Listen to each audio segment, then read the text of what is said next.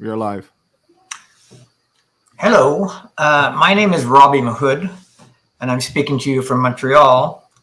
I'm a member of Socialist Action, Ligue pour l'Action Socialiste. I'm a family physician in semi-retirement, working from home during the pandemic. Welcome to another in a series of webcasts produced by Socialist Action.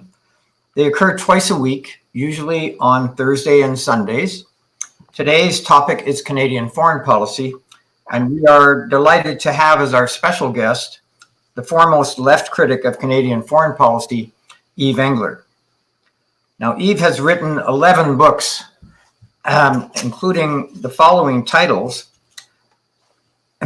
Left, Right, Marching to the Beat of Imperial Canada, A Propaganda System, How Government, Corporations, Media, and Academia Sell War and Exploitation, Canada in Africa, 300 Years of Aid and Exploitation, The Ugly Canadian, Stephen Harper's Foreign Policy, Lester Pearson's Peacekeeping, The Truth May Hurt, Canada and Israel, Building Apartheid, The Black Book of Canadian Foreign Policy, and Canada in Haiti, Waging War on the Poor Majority, which he wrote with Anthony Fenton. Now, his latest book is entitled House of Mirrors, Justin Trudeau's Foreign Policy. It just came out. It's very timely in the light of Ottawa's ongoing support for Washington's efforts, in particular, to starve and deny medicine and health equipment to the people of Venezuela and to overthrow their elected government. We will proceed as follows. Yves will speak for about 20 minutes. After that, I will pass the microphone over to Socialist Action members, Nabila in Mississauga, Harry, who temporarily is in Montreal, and Bryn in Vancouver. Each of them will contribute their comments or questions for about 3 minutes each, and I may ask a question or make a comment as well. We will then give Yves a chance to respond before going to questions from the online audience. Now, you can submit a question by accessing the webcast directly from YouTube and writing your question down on the chat column. We welcome your questions, and we will do our very best to answer them. So let's move ahead with the agenda and pass the microphone to Yves Engler. Thanks, Robbie. Thanks, Kurt, everyone else from Socialist Action for organizing this. And I guess thanks everyone for tuning in. So this is going to focus on my latest book, The House of Mirrors, Justin Trudeau's Foreign Policy, which is the working title is actually The Ugly Canadian, Justin Trudeau's Foreign Policy, but the publisher suggested that that wasn't a good marketing title, so the title was changed.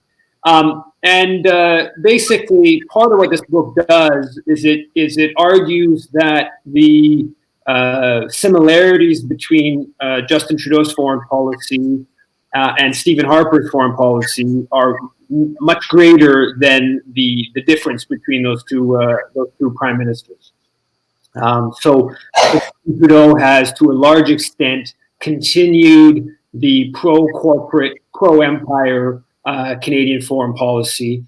And there are, of course, many facets to that. I'm going to only touch on a few of them that are in the book. One element that I don't think gets enough discussion is the extent to which he's continued these militaristic policies. So in 2017, they published a defense policy statement that called for increasing Canadian military spending by 70% over a decade, that called for increasing Canadian special forces that are involved in nighttime assassination raids in Afghanistan, involved in probably on the ground in Libya in 2011, involved in overthrowing the elected government in Haiti in 2004. They're continuing this policy of spending $100+ billion on naval vessels and fighter jets. They're continuing a promotion of the arms industry. The example people I'm sure are familiar with was, Saudi Arabia and the Canadian Crown Corporation selling, $14 billion or so worth of light armored vehicles to Saudi Arabia. But there are many elements to the Trudeau government that are pushing Canadian arms sales globally. For instance, the defense minister attends the CANSEC Arms Fair, the annual arms fair in Ottawa. A number of other top politicians and government bureaucrats, military officials attend that arms fair to promote Canadian weapons sales globally, in part. Canadian officials, Trudeau government officials, attend the major arms bazaar in the UAE, in Abu Dhabi, the IDEX fair in 2019. There were 50 Canadian arms companies there, as well as 15 trade commissioners, federal government trade commissioners, representatives from the Government of Ontario, National Defence, Global Affairs Canada, and the Canadian Commercial Corporation. So the Trudeau government has continued pushing Canadian weapons sales globally. They've taken a hands-off approach to one of the most important issues in the world, which is the question of the dangers of nuclear war. When 122 countries got together in 2017 to push for a conference to negotiate a legally binding instrument to prohibit nuclear weapons, leading towards their total elimination. The Trudeau government refused to attend that. Trudeau himself spoke out against the initiative. They've taken a pro-NATO position. NATO, of course, is a nuclear alliance, and Canada, in many different ways, enables, justified, legitimated NATO's nuclear weapons. If you take a look at the Canadian deployments, that you have Canadian frigate in the Black Sea, close to the Russian border. You have Canadian troops based in Poland, Air Force based in Romania. Near Russia's border, you have 550 Canadian troops in Latvia, a mission that began in 2017 that the Trudeau government began. You have Canadian troops, a couple hundred troops in the Ukraine, again on Russia's border. That's something that began under Harper, but the Trudeau government has continued and has, in fact, expanded the scope of Canada's training, military trainers in the Ukraine. You also have Canadian troops in the Middle East. You have a few hundred Canadian troops in Kuwait that are at a Canadian base, military base in Kuwait, that are supporting the two different military missions in Iraq. You have a couple hundred Canadian Special Forces in Iraq that have been there for a number of years. The Trudeau government tripled the size of the Canadian Special Forces in Iraq as part of withdrawing or ending Canada's bombing raids. That Canada was supporting U.S. Bombing raids in Iraq and possibly in Syria, and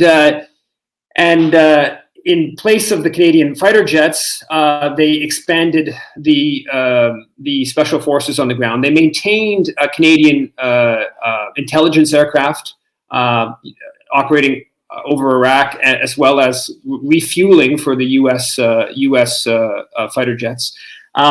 And as well as the Canadian Special Forces mission in Iraq, there is a Canadian training mission that began in 2018, began under Trudeau, and that's a mission that is very much designed to weaken Iranian influence within Iraq. And in recent weeks and recent months, the Canadian officials have become actually fairly open about that. The objective of that training mission in Iraq is to weaken Iranian-aligned militia groups in Iraq.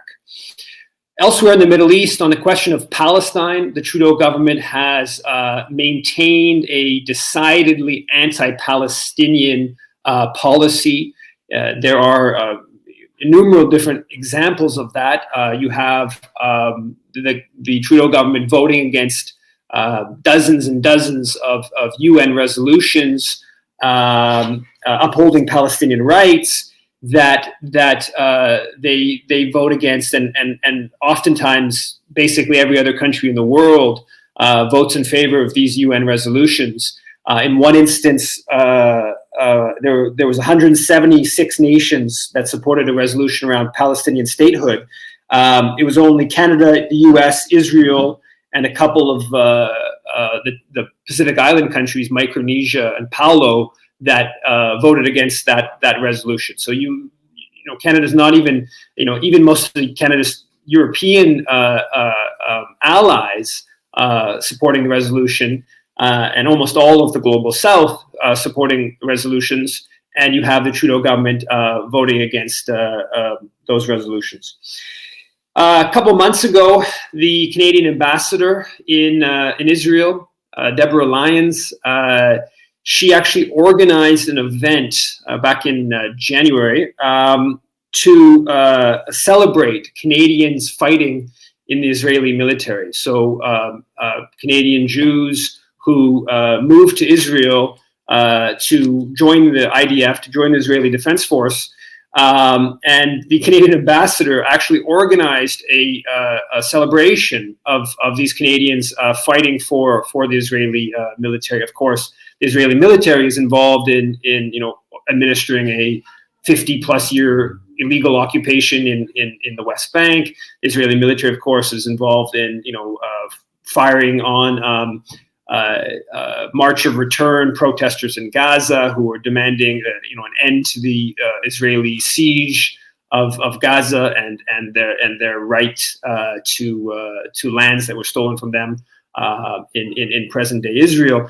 And here you have Canada's ambassador actually organizing a whole event to celebrate Canadians fighting in the Israeli military, which is a pretty extreme example of support for Israel, and it's actually technically illegal to recruit to fight for a foreign military. The Foreign Enlistment Act actually bans that in Canada. Charitable law in Canada makes it illegal for Canadian charities to provide tax credits for foreign armies. And here you have the Canadian ambassador actually organizing an event celebrating Canadians that join the Israeli military. So that's a pretty extreme example. Another pretty extreme example is the International Criminal Court finally, after years and years and years of campaigning and a whole slew of clear Israeli violations of international law, the International Criminal Court began an investigation into Israeli war crimes. And Canada's response a few months ago was to deliver a letter to the ICC calling on them to stop the investigation and even basically in a coded way threatening that Canada would cut off its financial support to the ICC if they pursued the investigation of Israeli war crimes. Other areas, you have, the Trudeau government demonizing the boycott, divestment, sanctions movement, and Palestine solidarity, labeling it as anti-Jewish. You have the Trudeau government expanding on the Canada-Israel Free Trade Agreement. You have the Trudeau government pursuing in court a court case that said that wines produced in illegal Israeli settlements in the West Bank, that they couldn't be marketed as made in Israel because in fact they're made in Israeli colonies in Palestinian land, and the Trudeau government took that battle against Canada's. The Canadian court is continuing to take that to challenge that ruling. So the Trudeau government has taken a very aggressive pro or anti-Palestinian policy in many different forms.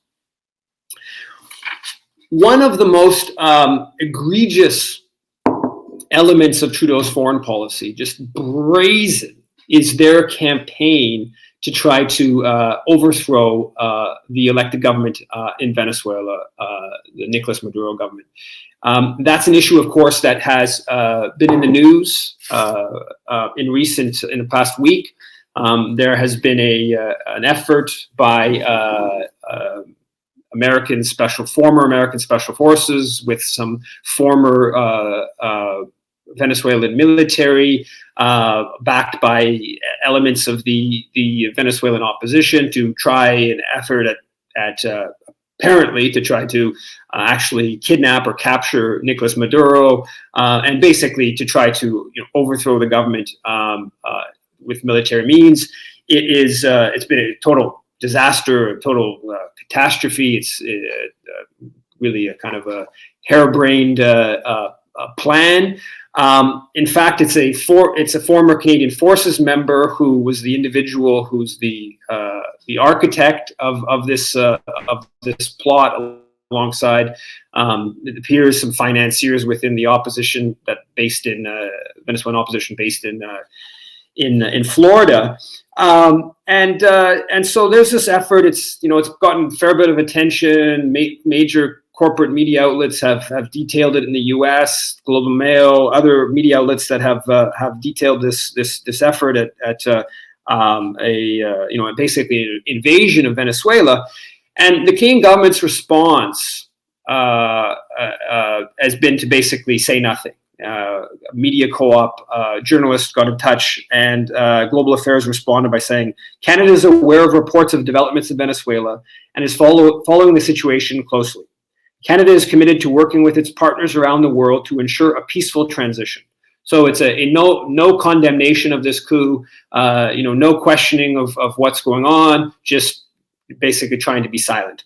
But in fact, Canada's Foreign Minister, François-Philippe Champagne, has since the military incursion, the invasion efforts have been thwarted. He has on Twitter has announced that on May 4th, day after, he announced that he had a discussion with his Peruvian, Colombian, and Brazilian foreign ministers to in part discuss the situation in Venezuela. Then on May 8th, he announced that he had a meeting with, or as he put it in Twitter, quote, a great call with Venezuelan interim president Juan Guaido. Canada will always stand with the people of Venezuela in their desire to restore democracy and human rights in their country. So amidst this coup effort, where Juan Guaido appears to have his hands in this sort of Bay of Pigs type failed invasion plan, Canada has reasserted its backing of Juan Guaido, backing of this effort to overthrow the Venezuelan government. Now, Canada's role in this campaign is multifaceted. There are literally been hundreds of statements by Canadian officials critical of the Venezuelan government. They have repeatedly brought up the question of Venezuela with countries around the world, including countries like Japan or Austria, countries that have very little to do with South America. They have pressured Caribbean countries to join their campaign against the Venezuelan government.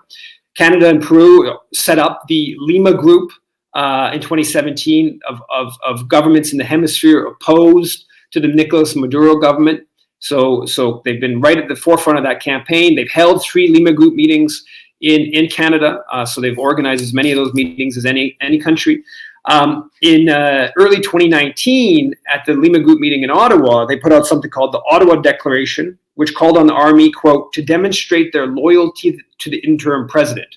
In other words, called on the Venezuelan military to overthrow the constitutional president and put in the guy that they had decided was the proper Venezuelan president.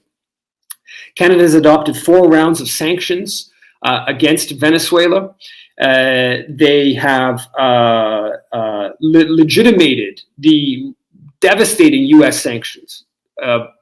One report found that up until 2019, U.S. sanctions were already responsible for 40,000 deaths in Venezuela, and since that time, since year plus, the sanctions have gotten worse, and the humanitarian crisis has gotten worse. So we presumably be even more, tens of thousands more that have died as a result of these sanctions. So Canada has full throttle in that campaign. Canada brought the Maduro government to the International Criminal Court. First time ever that a member state of the ICC has brought another member state before the ICC. So of all the human rights violations in the world, they're saying that the Venezuelan government's violations are the worst.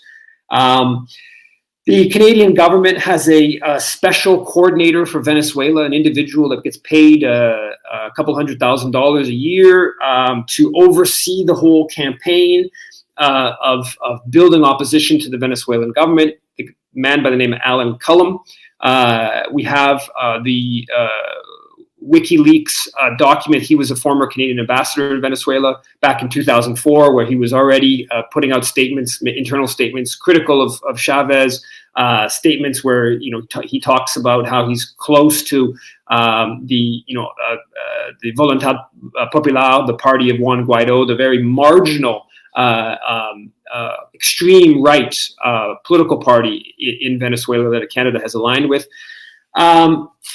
So the Canada was central to the whole process of Juan Guaido self-declaring himself president back in January of last year.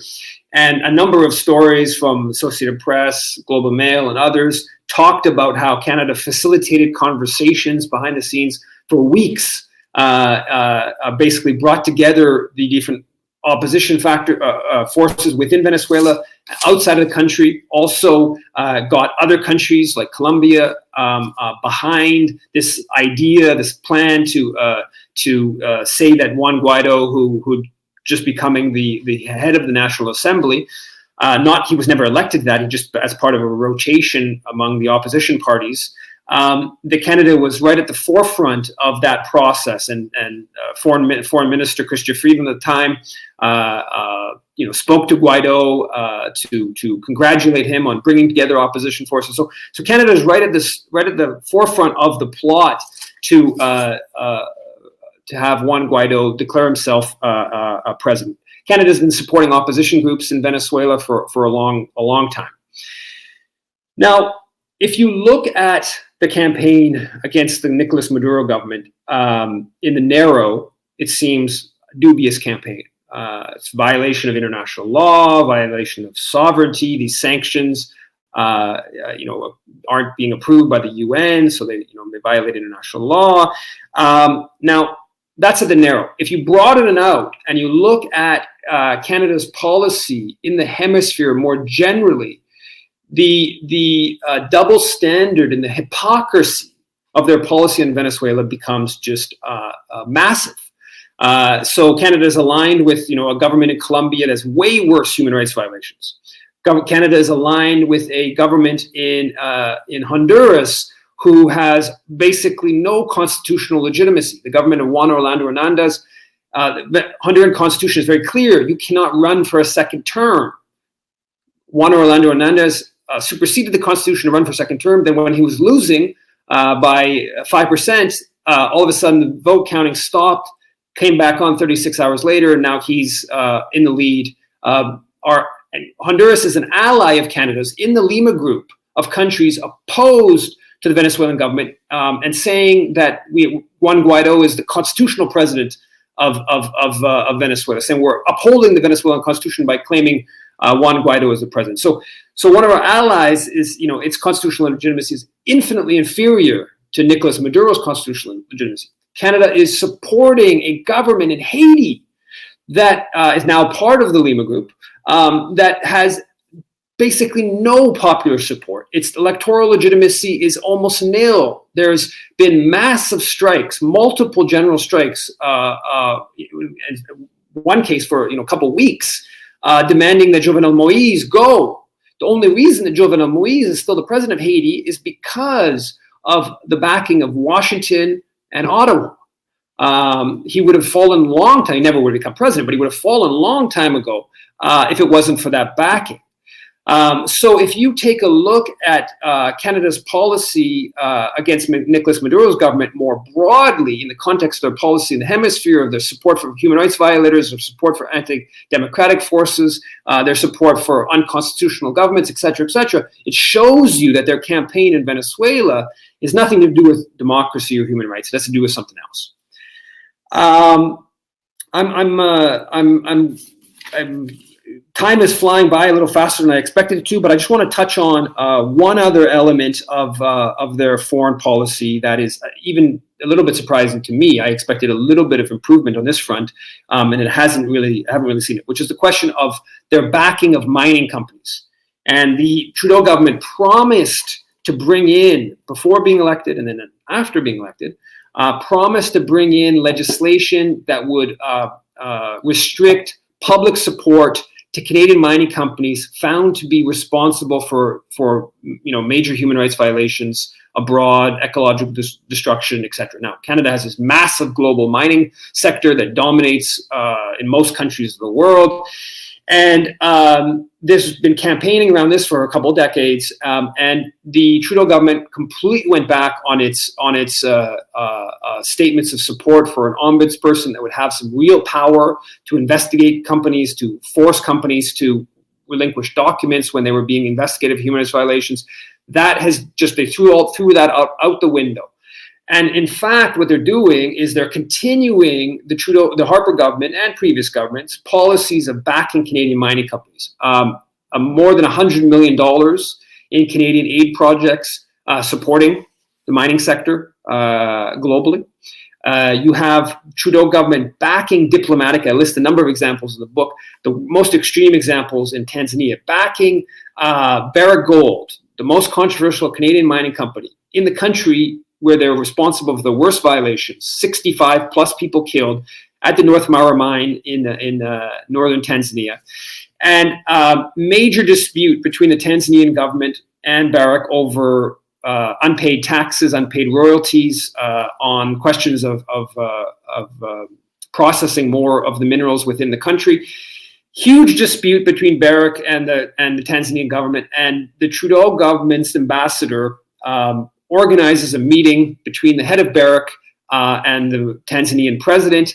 And after the meeting, Ian Miles, the Canadian, I should say High Commissioner, not ambassador, comes out and says, quote, "Canada is very proud that it expects all its companies to respect the highest standards, fairness, and respect for laws and corporate social responsibility.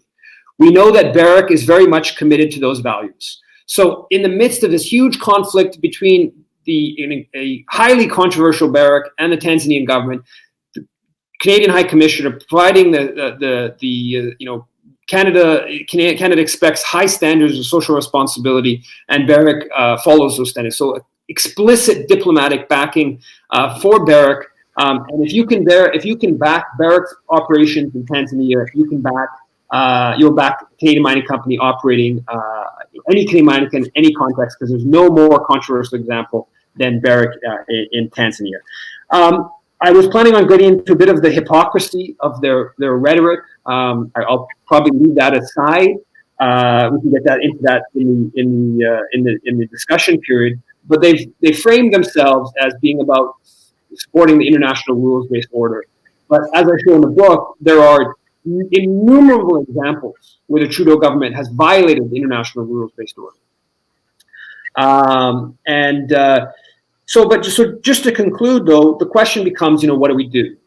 Obviously, Socialist Action is an organization that is trying to combat the worst elements of Canadian foreign policy. So joining an organization like that is part of that struggle. What we need to do is build the social movements, the pro-Palestinian groups, the Haiti solidarity groups, the peace organizations, the mining and justice organizations that are taking on different elements of Canadian foreign policy, and see it in its whole, in that Canadian foreign policy is overwhelming. This isn't new, this goes back more than a century. Canadian foreign policy is overwhelmingly driven by two main forces: support for particular Canadian corporations abroad, and support for empire. Historically British, today US. That is overwhelmingly what drives Canadian foreign policy.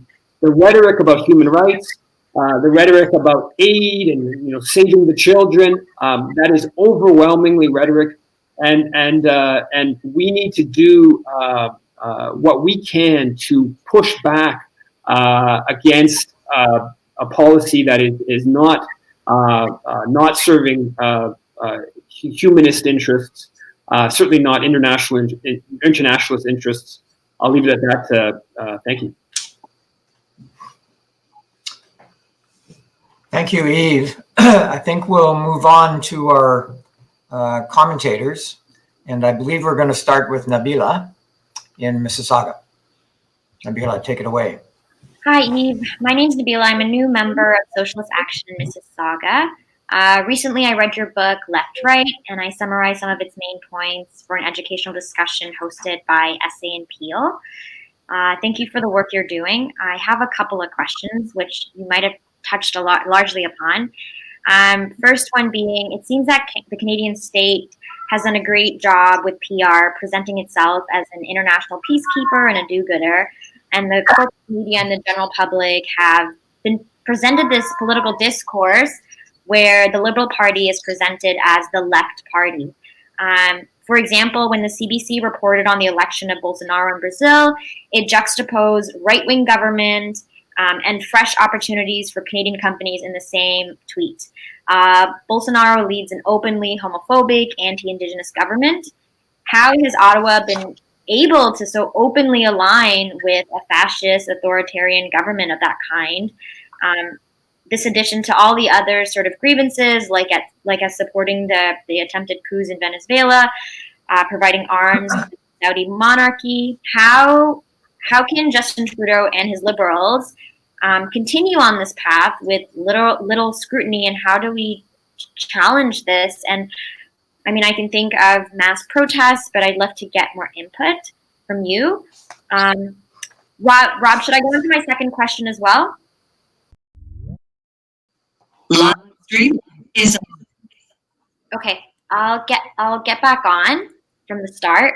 The second question is, the Canadian BDS Coalition has drafted a letter to UN ambassadors asking them to reject Canada's bid for a seat on the UN Security Council. Why? Largely because of the reasons you have already presented, so I won't go over them again. Canada has repeatedly sided with Israel. It extends economic and trade assistance to Israel's illegal settlement enterprises. In addition, Canada's Foreign Affairs Minister announced that should it win a seat on the UN Security Council, Canada would act as a, quote, asset for Israel, end quote, on the council. What are your thoughts on that? Well, I think that Could we, do you want to take a few more comments and questions, Eve, before responding?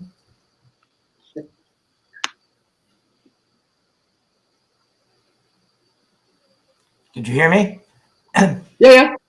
Yeah, just wondering if we could take a few more, a few more comments and questions, and then have you respond. And you can have much more time to do so. Is that okay? Yeah, for sure. Sorry. Okay, so we're going to move to Harry in Montreal. Harry, you're on. Hey, thanks for your presentation. I just got a question for you that kind of built off Nabila's last question, actually. So, unlike Trudeau, Jagmeet actually voices support for the BDS movement, though that's not saying much. But in your opinions, do you think Canadian foreign policy under an NDP government, especially under Jagmeet Singh, will see any shifts? And especially regarding the Israeli-Palestinian conflict. And if so, if you do think that Canadian foreign policy will see a shift, do you think it's within the realm of possibility that Canadian policymakers will support a one-state solution over a two-state solution, which post the Oslo Accords in '93 is bluntly pretty much dead. It's it's not much of a possibility, a two-state solution. Yeah, that's really the only question I have for Yves. Is that it, Harry? Yep. Okay, we'll move now to Bryn in Vancouver. Hi, everyone. I'm Bryn. So I just had a bit of a statement and then sort of a question to build off of that. So I really appreciated in the book how you talked a lot about mining companies, because oftentimes I find those are very under-discussed. And I think it's really a missing link in Canadian foreign policy. So my question relates to how we understand our foreign policy, because in schools we're taught that Canada is a peacekeeping nation. We're taught all about Lester Pearson's peacekeeping efforts and that sort of thing, and that's sort of the narrative that we have of ourselves. But I think notably, Stephen Harper attempted to change that narrative. For as long as I've been politically active, for the most part, I've been living under a Harper prime ministership. So it's been very different. Suddenly we're celebrating the War of 1812. Suddenly we're celebrating all of these military accomplishments because the intent was to change the Canadian perspective of our own history to bring it more in line with conservative values. But as you stated, the gulf between our actual values and the stated values of the Liberals couldn't be further apart. We've had this pathological fixation on Venezuela, like you discussed. Really, Canada's been extremely aggressive, even compared to some of the other countries that arguably have more at stake on this particular issue. So my question for you is, what would be a good through line and that brings all of these issues together so that it's easy to explain for people? Because from our perspective on the left, when we protest hands off Iran, hands off Venezuela, that sort of thing, people don't see a connective tissue. They think, oh, we're just protesting whatever, right? Oh, we're just going against whatever the Liberals are doing because we're upset. They don't see a consistent set of principles, even though there is one. It's anti-imperialism and it's anti-war. So what would you say would be a good, clear way to connect all of these sorts of issues? Is it ideological? Is it because we're attached to empire? Is it because of capital and we're sort of the handmaiden of capital? Just something that will help bring it all together for people who might struggle to keep track of the various things that we're doing. That's all I had to say. Okay, Yves, if you don't mind, I might make a couple of comments and at least one question, so you can add that to the pile, or would you prefer to answer those first? I think I'll suggest I'll go first and get that out of the way, and then you can have a free field to answer. Okay, so let me start by saying thank you very much for your presentation. I did read the book recently, but it's very impressive documentation, I think, and it's not the first time you've done this before, but it's a particularly effective indictment of Canada's role internationally. And for me, it strengthens the view that Canada is an imperialist state in its own right. True enough, it has been and continues to be closely allied with the United States, and there's a high degree of cooperation, if not integration, in trade and military matters between the two, between ourselves and our neighbor south of the border. But it cannot really be said, in my opinion, that Canada is in a dependent or semi-colonial relation with its powerful neighbor, in the sense that we might apply this to Mexico or, for example, Chile. Canada, to my mind, is in the upper tier of rich capitalist societies, and as such is a member in good standing of the exclusive club of imperialist powers. Assuming then that Canada is a ranking imperialist power, is it realistic or useful to argue that in its foreign policy, Canada should seek to do no harm or should return to an imagined formerly benign role, such as peacekeeper?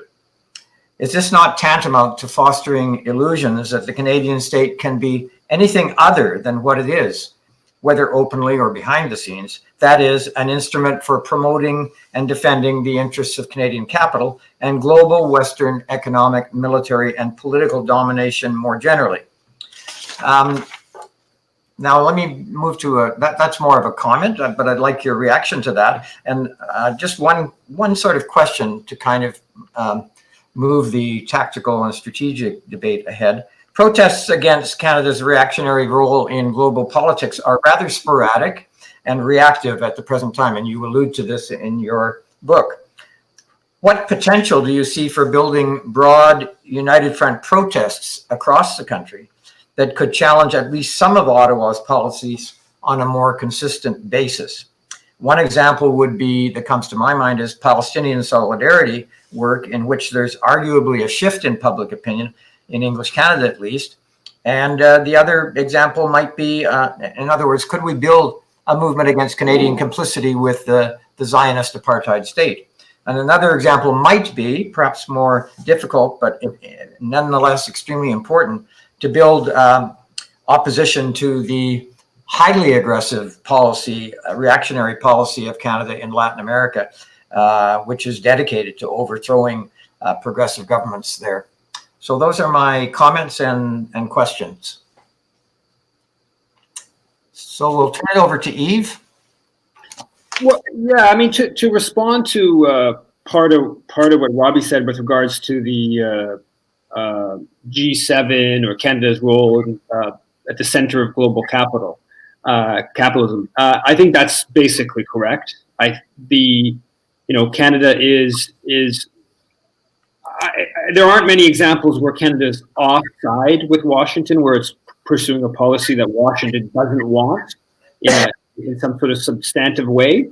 But if you look at Canada's role in the mining sector, in global banking, in engineering like SNC-Lavalin, in infrastructure ownership, Canadian capital are huge players all around the globe, and there's no need for Washington to press them or to press them to press Ottawa to maintain a neoliberal global order. The Canadian mining industry has benefited from neoliberalism as much as maybe any sector of capital anywhere in the globe. So just very concretely, in Mexico, 25 years ago, there were no Canadian mining companies operating in Mexico. When Mexico changed its rules around ownership of land as part of signing of NAFTA and around foreign mining ownership, Canadian mining companies now, there's hundreds and hundreds of Canadian mining companies in Mexico, and they are the dominant players. Canadian mining company capital fears a reversal of those neoliberal reforms. That's part of why Canada has taken such an aggressive position against the government in Venezuela. It's not just that there are Canadian mining companies in Venezuela that didn't like Chavez. There were, and they've large billion-dollar lawsuits in international tribunals from a number of Canadian mining companies. But more generally, it was the fear of the resource nationalism that the Venezuelan government was pursuing. So there are also important elements of Canadian foreign policy where Ottawa is very much just, I think, following Washington.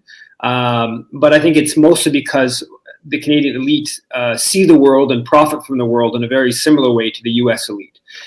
Now, in terms of prospects for resistance, I mean, there was an upsurge of global protests, at the end of last year. There's been a couple movements here in Montreal, a couple groups that are set up to like alliances of the South, Mouvement Québécois pour la Paix, another group that's tried to bring together some of those, Chilean communities that are supporting the uprisings there, Haitian communities that are, supporting the uprisings in Haiti.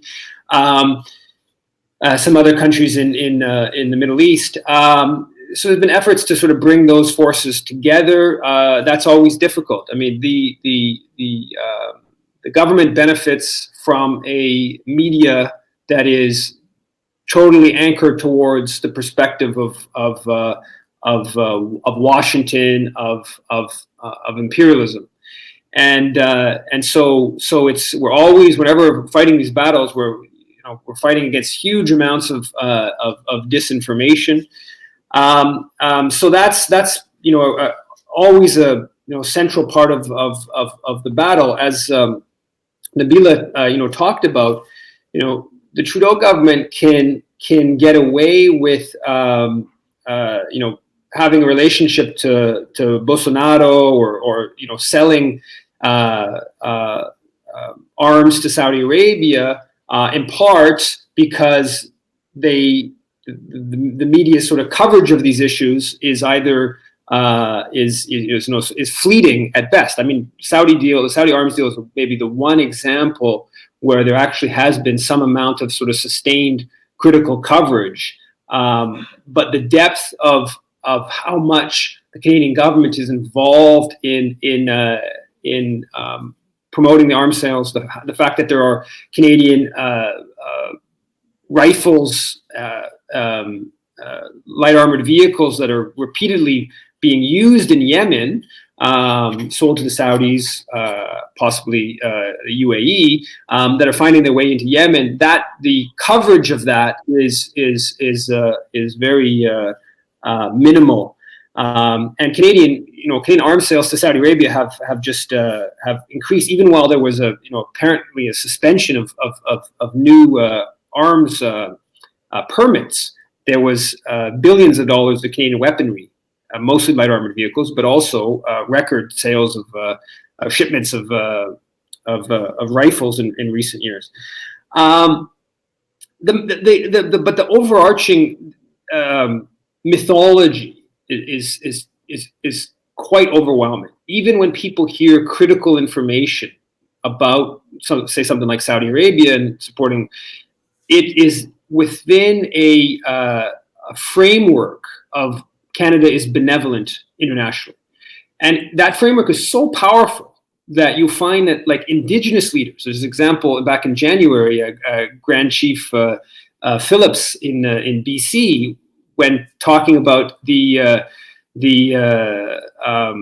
Wet'suwet'en struggle, he has this comment in a Georgia Strait article where he's saying that Canada upholds human rights abroad and has a track record of trying to help the world's human rights record.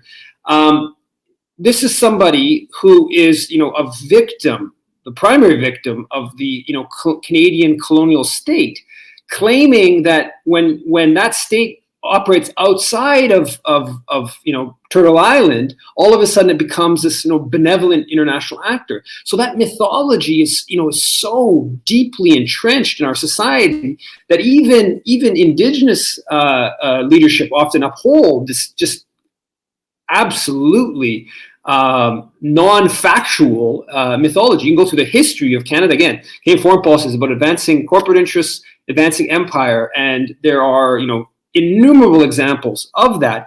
But that mythology is so strong that so even critical information about Canada's role, like say with regards to Saudi Arabia in recent years, that gets absorbed by someone as like sort of an anomaly, whereas usually it's just benevolent international kind of action.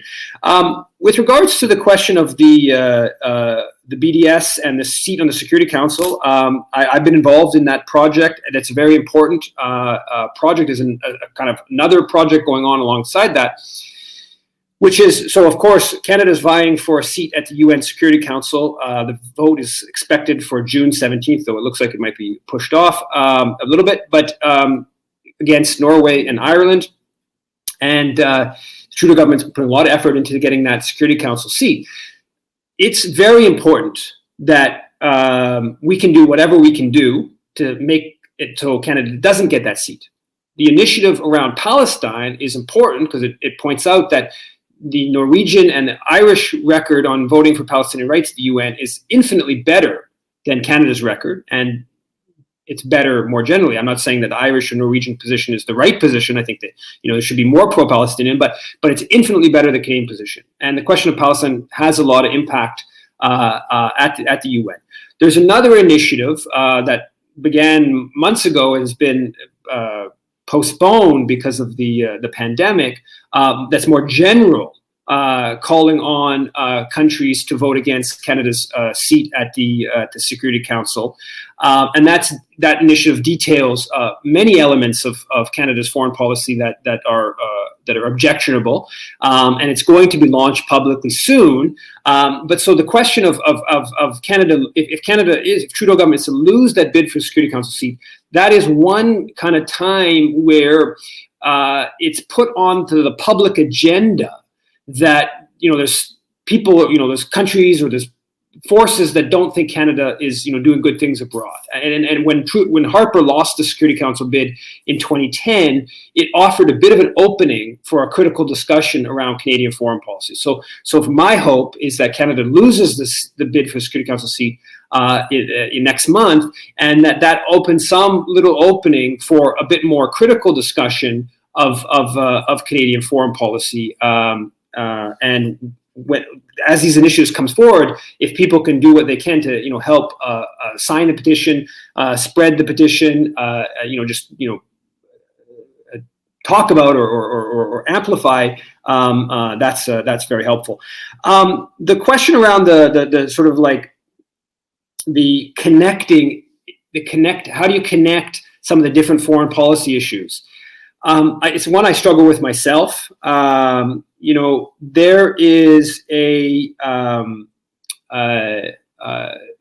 I think it's fairly straightforward how to connect, Canada's mining policy with its climate change policy. To a large extent, the reason why Canada's pushing mining globally is because these corporate forces. Part of why it's Canada's carbon emissions keep going up is because of corporate forces. The connection between so its anti-Iranian position and maybe Venezuela is not as obvious to those things. So there's a kind of a specific corporate component, and then there's a geopolitical component. They aren't always exactly the same. Sometimes they bleed into each other. So in the case of Venezuela, I think part of the motivation for the campaign against the Venezuelan government is because of mining interests. There's also a sort of pro-empire element to the policy. I don't really have a easy answer to how do we connect these things, but like I said, I think there are some of the issues that are pretty straightforward: climate, mining, its policy on the IMF or at the WTO, pushing sort of neoliberal pro-corporate policies. But I don't think there's an easy answer.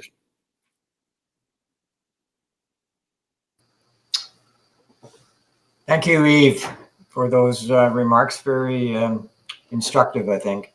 Now, I'm thinking, Kurt, that maybe we should move to the to any online questions from our listeners, if there are any. I'm not able to see, but can you advise us on that? We have several.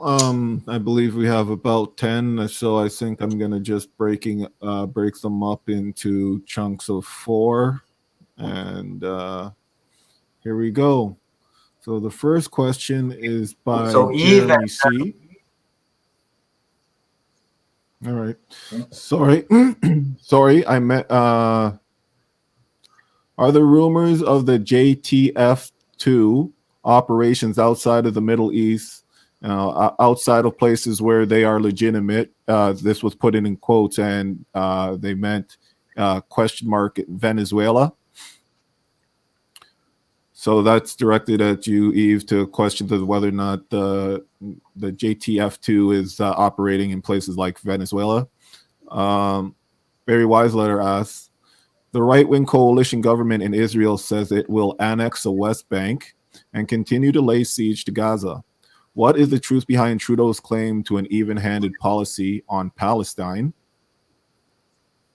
Ellen Ramsey asks, does the NDP's foreign policy differ from the Liberals in what ways, and what are its failings?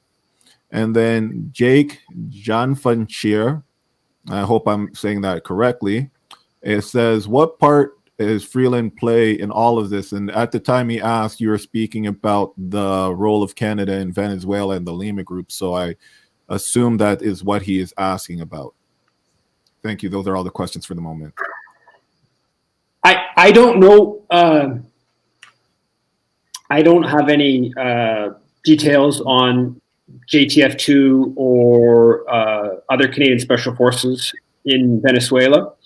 I think it is, we should understand that a central part of JTF2 and the CANSCOM, the Canadian Special Forces Command, for the government is that they can deploy without any public announcement, right? It's the secretiveness that's the value from the standpoint of the Canadian military and the Canadian government. And in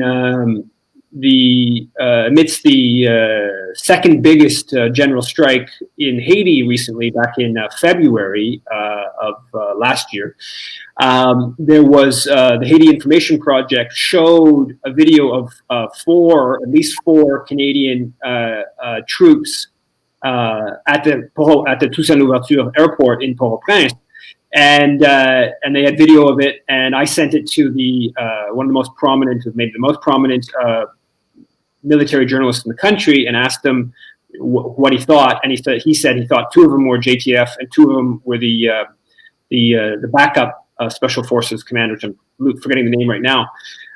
This was never announced. I brought it up to National Post Reporter, a few other places. I wrote about it. There was never, ever public announcement that Canadian troops were on the ground in Port-au-Prince. The Haiti Information Project's speculation was that they were trying to help Jovenel Moise's family get out of the country amidst the massive strike. I have no idea one way or another. So it's not beyond the realm of the possible that Canadian Special Forces are in Venezuela. This recent plot and plan seems so poorly thought through that I would presume that Canadian Special Forces are operating at a slightly more sophisticated level than what's been put forward. But we don't know. The individual leading the operation is the former Canadian military, who was then in the U.S. military and special forces in the U.S. military. So you don't know. I there's history I've talked about. There were Canadian Special Forces. There's only one book by a former JTF2 operative, which was sort of like a tell-all of his personal time in the JTF. That was the military tried to throw him in jail for doing it. They sign non-disclosure deals or whatever when they joined the JTF too. But he talks about being dropped into Colombia and basically helping out high level the FARC, the rebels were trying to get a high level. The son of a high-level government official in Colombia and Canadian and American Special Forces helped in this process. He took a whole series of different examples. The book's in French. I think it's translated into English. Nous étions invincibles, I think is the name. We were invincible, was the name of the book. So it's certainly possible in Venezuela. With regard to the even-handed element of Palestine, there's no grounding. There's no historic grounding for it. Canada has backed Zionism for a century plus. Canada's always been advancing Zionist Israeli interests. There's different degrees to which Canada supported Israel over the years. There's prime ministers that have been less bad. Jacques Chrétien was less bad, certainly in terms of UN votes, than Paul Martin was, than Stephen Harper was, and now Trudeau. But Canada has always consistently been, after the US or Britain has been leading backer of Israel and Zionism. Now, I'm happy to ask the question of Palestine, the question on NDP policy, because I didn't get to that in the initial thing, which is, if Jagmeet Singh were prime minister tomorrow, would Canada's policy on Palestine and foreign policy more generally be much better than it is right now with Justin Trudeau? And the short answer is no. I think that it would be better. It wouldn't be as bad. And I think that we have to be clear that Justin Trudeau is, in my opinion, preferable to Stephen Harper's foreign policy. It's by very small margin, but it's still preferable. And Jagmeet Singh's government's foreign policy would be slightly, most likely, not for sure, but most likely slightly preferable than a Justin Trudeau foreign policy. On the question of Palestine, they would not be defending Palestinian rights. Jagmeet Singh has, said that BDS movement is legitimate. It's allowable. He doesn't support it. He says it's legitimate. But that's just, that's one of a whole slew of elements. I mean, just take the question of charities. Hundreds of millions of dollars every year in donations where individuals get tax write-offs are going to supporting Israeli charities. Okay, Israel is almost as wealthy as I think equivalent GDP to Japan. It's one of the 15th to 20th wealthiest countries in the world.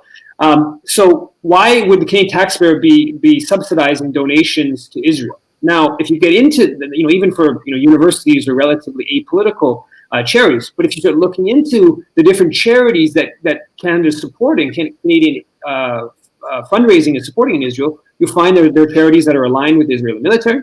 You'll find there's charities that are enabling settlement expansion in the West Bank.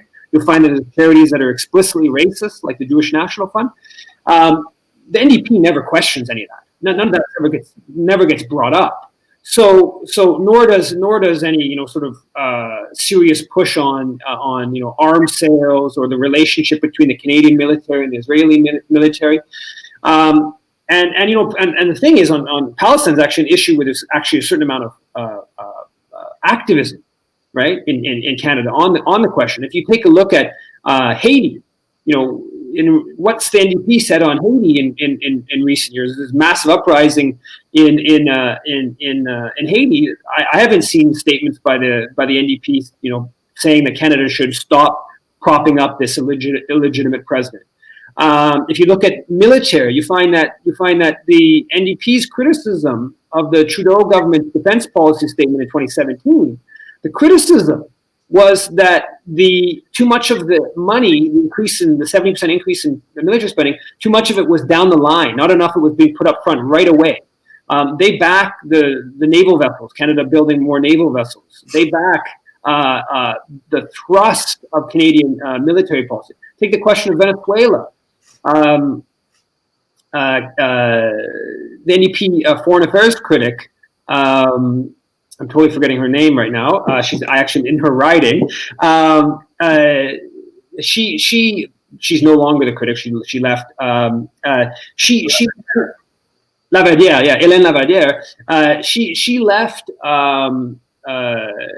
She was criticizing Harper for being too soft on Chavez back in 2013. She was pushing Trudeau from the right for a long time on the Venezuela question. And they recognized she recognized Juan Guaido as president. She did this sort of a little bit of an equivocation, saying, after the European Union said there'd be a week if Maduro didn't accept new elections or there was some compromise, that then they would recognize Juan Guaido a week later. And so she basically aligned with the European position, but it was the same thrust of policy. The NDP's policy wouldn't be that different. Now, with regards to Chrystia Freeland and Venezuela, Chrystia Freeland has been at the forefront of pushing the Venezuela policy. There's no doubt about that. I saw, and Stéphane Dion, who is the foreign minister for the first 13 months or so of Trudeau's government, Stéphane Dion clearly represented a less bellicose, less militarist, less imperialist policies. But I think that there's sometimes people are exaggerating individuals' role in these policies. Most of the policy is structural, coming from Global Affairs Canada, coming from a broader political culture, corporate forces, etc. Yes, individuals, and Chrystia Freeland is a particularly bad one in the mix, but I think that the policies are more institutional and structural than they are just a matter of individuals. So we certainly, Chrystia Freeland deserves incredible amount of criticism, but I think it's a bit more structural than just the individual.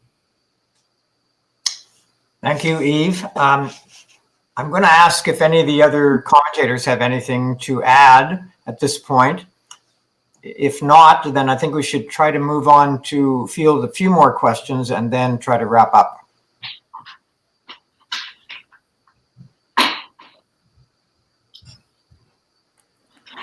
All right, it seems that our members do not have anything they wish to add. So I'm going to start with a question from Peter de Gama.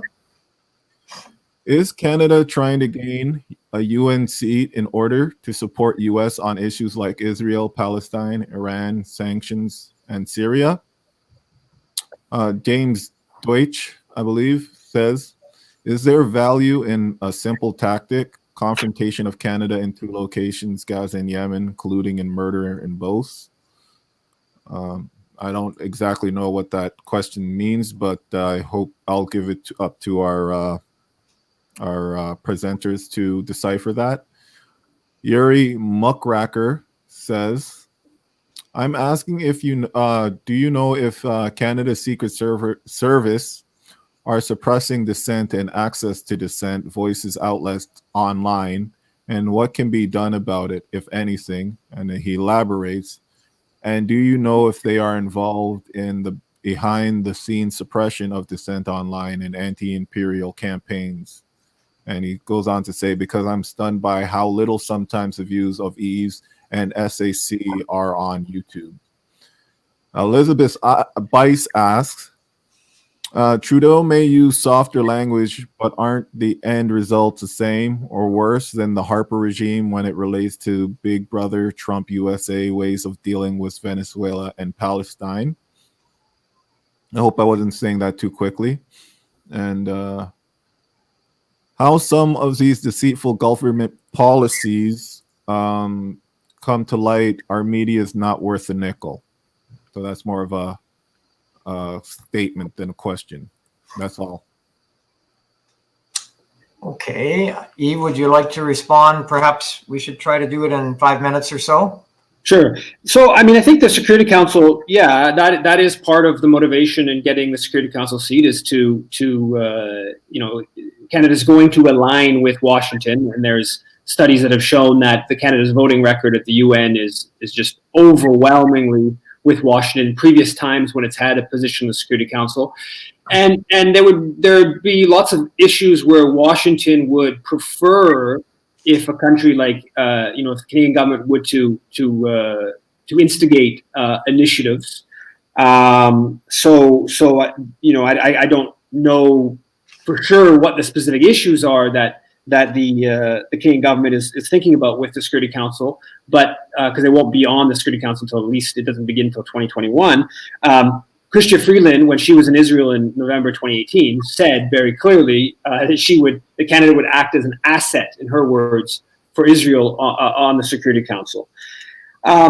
With regards to Yemen and Gaza, I don't know exactly what the question was, but I think that I don't know if it's about sort of drawing attention to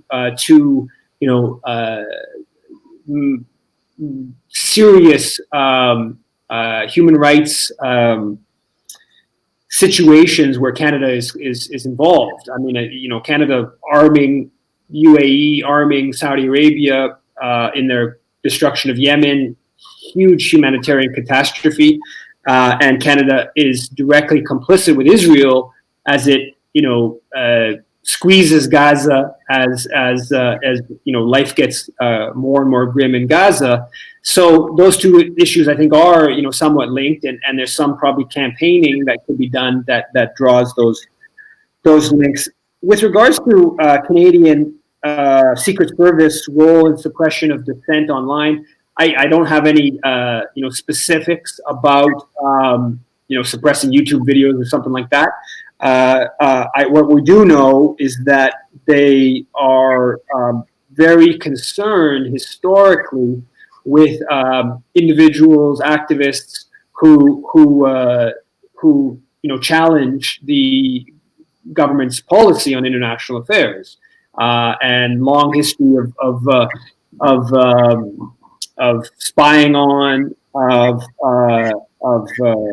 trying to undermine individuals of that sort. I mean, I have a personal level in before the federal election, a couple RCMP agents came to my house to ask, effectively, I wasn't there, my partner was there, came twice, to ask questions about, and I said, essentially tried to intimidate us, because we were involved in interrupting ministers' press conferences. I interrupted a number of press conferences on Palestine, on climate, on Venezuela, and so they visited our house, I think, as an intimidation tactic just before the federal election. I have other friends who've been, visited. CSIS agents, one activist in Hamilton, Ken Stone, CSIS agents show up to his house and ask questions about his support, his anti-war activism. He's, I think, the chair of the Hamilton Coalition to Stop the War. Other friends on Palestine, and there's a whole history of one of the ways how Canadian policy is aligned on international issues is which communities are targeted domestically, right? So Palestine solidarity people are targeted, but those who are trying to recruit people to join the Israeli military don't get spied on by the Canadian intelligence agencies, which speaks to how one group is contrary to federal government policy, another group is aligned with federal government policy. With regards to the language question of Trudeau, there is no doubt that the Trudeau government rhetoric is very high-minded. This is the international rules-based order, a feminist international policy. They speak the liberal, internationalist, imperialist, if you like, language quite well. Things like the responsibility to protect, less with the current government and more with the previous liberal government of Paul Martin and Jean Chrétien. But these policies are this rhetoric is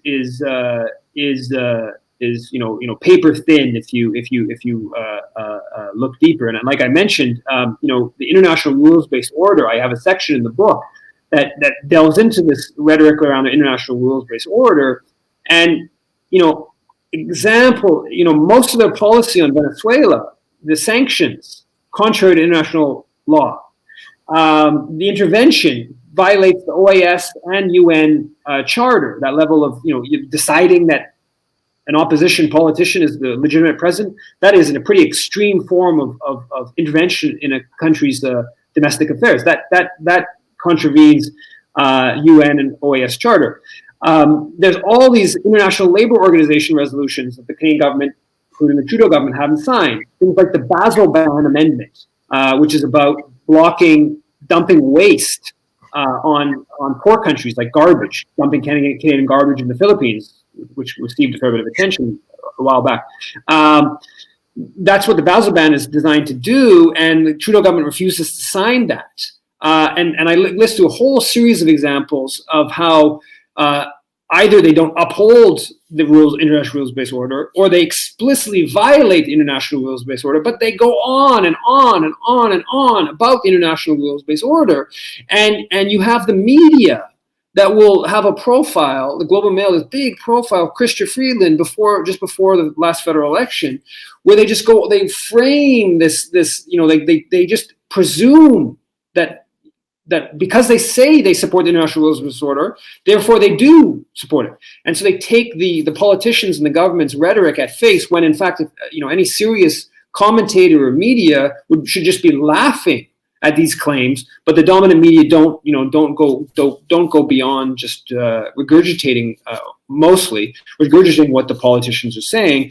And so the bulk of the population gets seduced by this language, including many people even fairly into the left, who would like to believe that Canada is actually upholding the international rules-based order. So the rhetoric is a really important part, and the Trudeau government, Justin Trudeau, just to take a clear example of, Justin Trudeau was at the big climate march in Montreal, and he also bought a tar sands pipeline. That's pretty impressive to be able to do both of those at the same time. I'm an activist against climate crisis. I'm also going to buy spend billions and billions of public money to enable more tar sands extraction.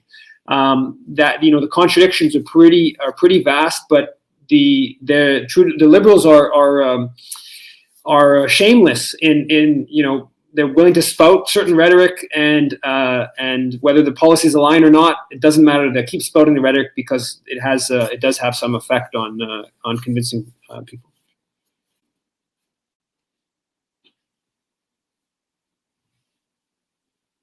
Robbie, you are muted.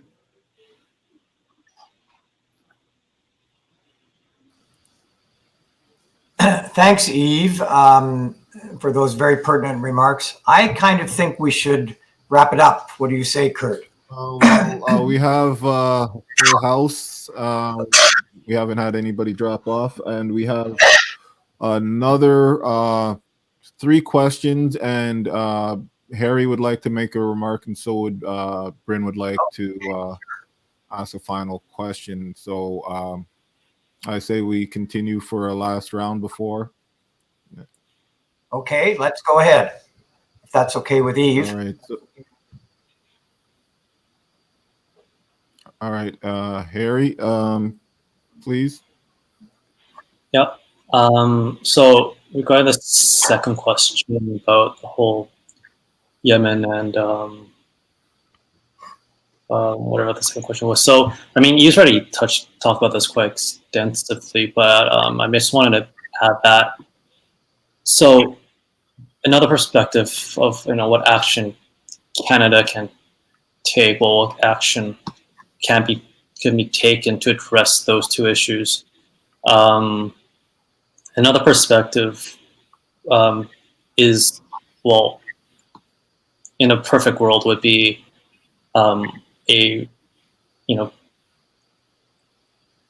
Canada being tried in either ICJ or ICC. Now, the problem with that is, of course, that's in a perfect world, but we don't live in a perfect world. So now,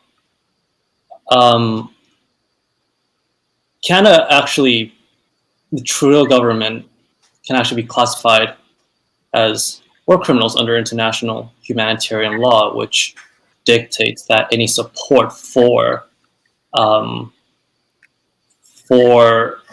parties that are committing war crimes are considered co-belligerent, which then exposes them to prosecution. But in reality, any efforts would need to be tried under either the ICC or ICJ, which requires authorization by the Security Council, which then the U.S. Can just veto. That's really the only thing I wanted to add, because Yves, he spoke quite a lot on this issue. So, yeah. Thanks, Harry. We're moving to Bryn now, or who had another comment? Hi. I did just want to add one small point. This was going to be more of a question for Yves, but I guess I can skip it for now. Just something to keep in the back of the mind. Because one thing that I've been grappling with, especially as we talk about Israel in particular, it's understandable why the Liberal government and the Canadian government of the Conservatives supported Israel and continue to support Israel. Their geostrategic goals align. We produce a ton of arms, and Israel buys a lot of arms, so it makes sense that we would support them. At the same time, I guess what I grapple with is that Socialist Action is interested in changing the NDP from the inside out. We believe that it's a strong basic as a Labour Party. We believe that it provides the most solid base for changing the country, for building electoral success. But what I struggle with is the NDP brass is continued support for Israel on foreign policy. They're broadly speaking, at least in terms of stated values, in alignment, which doesn't really make a lot of sense when you consider that the NDP is fairly far away from actual power. Really, now would be the time to go all out and say how you really feel about anti-imperialism and that sort of thing. So I guess my question is, what can we do to bring the NDP more in line with the Canadian people, because they continue to support Israel to their own electoral detriment, because the majority of Canadians aren't as committed to Israel as our government is. In fact, they actively support the Palestinian cause a lot of the time, and or at the very least are neutral on the question. They don't express an especially strong commitment towards Israel, especially during their more aggressive campaigns. So my question is, how are we to understand the NDP's position in this respect, and what could we do to bring it more in line with public opinion? So that's my question. Thank you. Okay, so I'll just move quickly into questions from our audience. And Barry Weisletter asks, the Canadian state is deeply part of the imperialist powers. Do no harm is incompatible with imperialist rule, with a profit system everywhere. Is real change possible without social revolution? And he goes on to say that is whether it is do no harm is ever in any way possible under capitalism or imperialism or the imperialist states.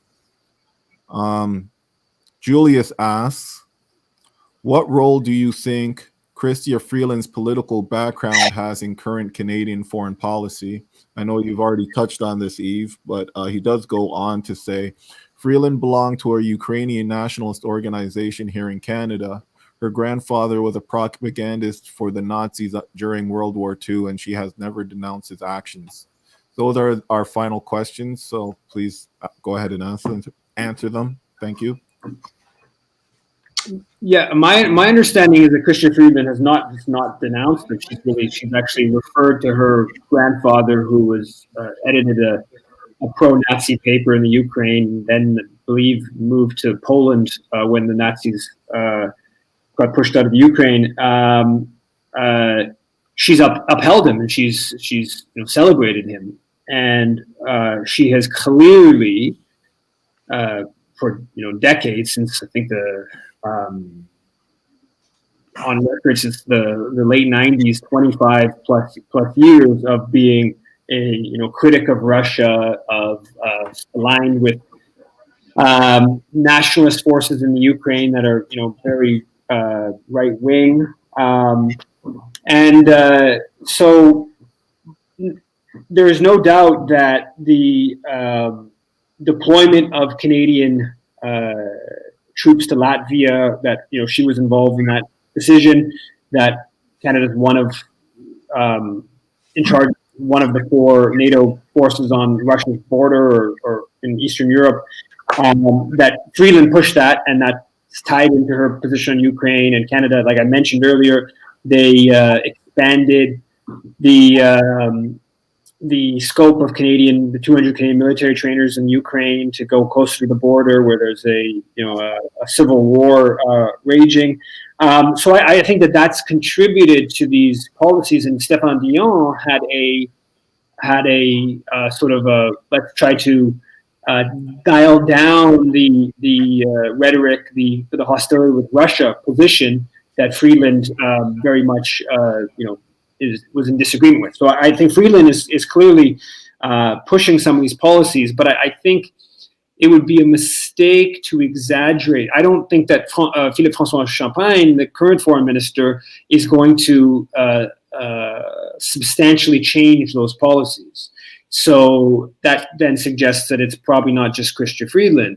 But certainly her background should be discussed, and it's amazing that the media, much of the media, has just tried to frame this off as like this is just Russian propaganda. Well, no, it's fact, and that the willingness to kind of go along with that is says a lot about the media. Now, with regards to the a do no harm foreign policy, that's something that I put forward in the left-right book. Is it possible to fundamentally change Canadian foreign policy while Canada is a capitalist country? I don't know. I think that obviously substantial elements of Canadian foreign policy are driven by capitalist interests, and so long as those interests dominate political life, they are going to dominate Canadian foreign policy. Having said that, there is potential for substantial changes. So they call it substantial reforms, if you like, in the here and now. I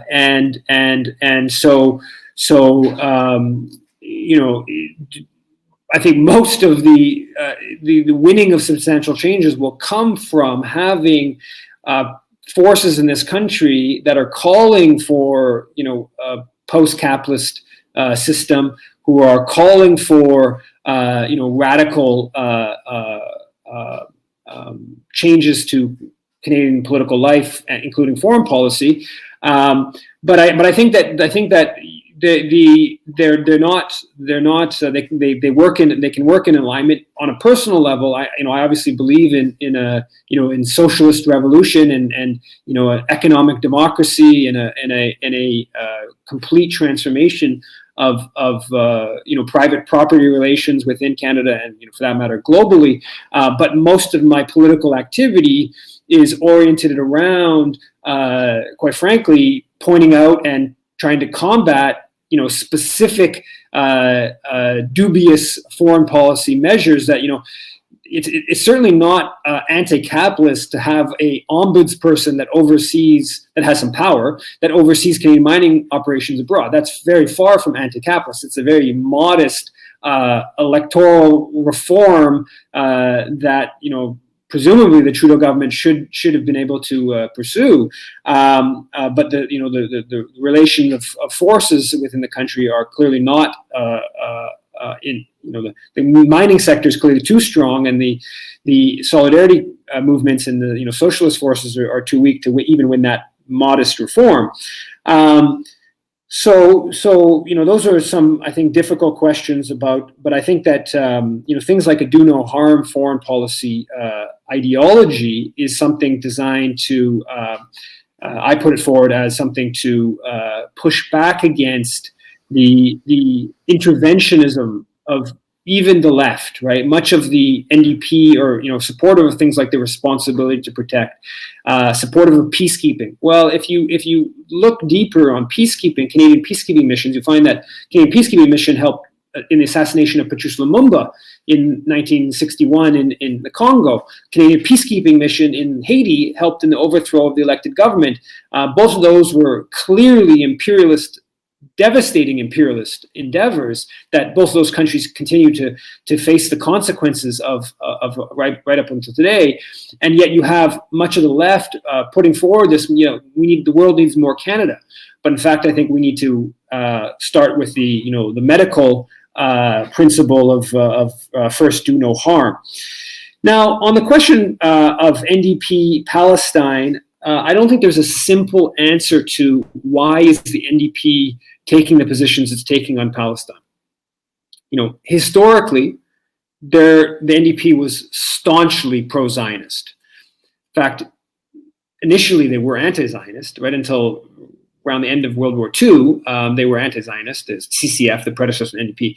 But then they became staunchly pro-Zionist. It's only the last 20 years or so, 25 years, where there's been a breaking down of that. Part of it is a reaction. There's the media reaction, right? If you look at the Palestine resolution at the 2018 NDP convention, and very modest resolution that got suppressed by the leadership of the party and the bureaucracy of the party, they worried that the party was going to be labeled pro-BDS or anti-Semitic. And I don't think that's a mistaken worry. I think that if you stand up for Palestinian rights, the blowback in the dominant media is real. Also, there's still pro-Israel, anti-Palestinian forces within the party, right? Someone like Stephen Lewis and his sister, Janet, I'm forgetting her last name right now. She was at the NDP convention, and she was, pushing the suppression of the resolution, was pushing anti-Palestinian positions, and has been doing that for decades.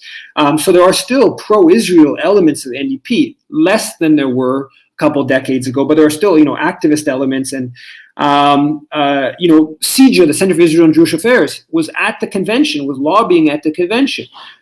There's the geostrategic question, the broader Israel's alignment with, Western Empire.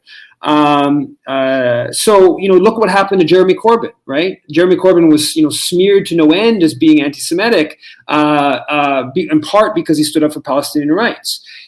So the ability of a backlash is real. So it's not an error by leadership of the party to make some of these calculations, for electoralist reasons, to ingratiate themselves with the dominant media. This gets to a question of what's the party about? Is it a party that's about, pushing transformation and pushing, despite the backlash, or is it a party about, electoralist party just, stays close enough to the Liberals that the media will be sympathetic to it and allow it to take power? If you go back in history, the win of Medicare, the backlash to the NDP in Saskatchewan for bringing in Medicare was incredible. You should read. My dad did a book partly on this, and the backlash in the major papers in Saskatchewan was incredible. If you're going to win major transformations, you'll find that you have to you're going to expect that you've got to be backlash. If there is no backlash, you're not pushing against the grain. So that gets to, is a party about change and social change, or is it about a cadre of party leadership that wants to be very close to power and maybe replace the Liberals? And so those are some of the battles, and the question of Palestine gets tied into that. I think I've gone on too long. I'll leave it at that. Thank you, Yves. Have we come to the end of our questions, Kurt? Yes, we have. Well, I think we should probably wrap it up now, and I have a few remarks to make in closing. Yes, go ahead. Can I go ahead? Okay. So if you like, I'm talking to the audience out there. If you like this webcast, please subscribe to the Socialist Action YouTube channel.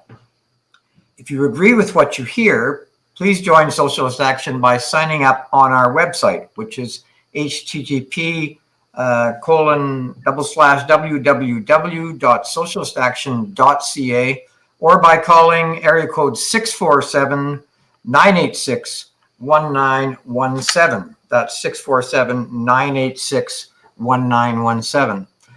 So I'd like to give a special thanks to Yves Engler, and also to Bryn, Harry, Nabila, and to our wonderful producer, Kurt Young in Mississauga, and to everyone who participated in tonight's dialogue. Please consider buying a subscription to Socialist Action newspaper.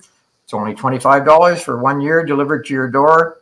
You can also visit our website, which is, I repeat, http://www.socialistaction.ca. And once again, if you like this show, please subscribe to the Socialist Action YouTube channel. The next webcast is on Thursday, May 14th. That's this coming Thursday at 7 p.m. Eastern Time. And the topic is COVID-19, Capitalism is the Virus. So we're going to be revisiting the pandemic and larger issues of the pending economic crisis. I will be hosting the show from Montreal, joined by our science specialist, Daniel Terad in Toronto, and animal disease expert, Tom Baker in Hamilton. I would also like to draw your attention to the subsequent event on May 16th. Al-Nakba Cross Country Day of Action for Palestine is scheduled for Saturday, May 16th, 2 p.m. Eastern Time. The demands are lift the siege on Gaza, no to annexation of the West Bank, for boycott, disinvestment, and sanctions against the Zionist apartheid state. There will be an online rally that will feature speakers from Palestine House, from the Canadian Coalition for BDS, Independent Jewish Voices, Socialist Action, Canadian Union of Postal Workers, and Canadian Union of Public Employees, Ontario. So with that having been said, please, everyone, stay safe, healthy, and remember, active as well. Bye for now.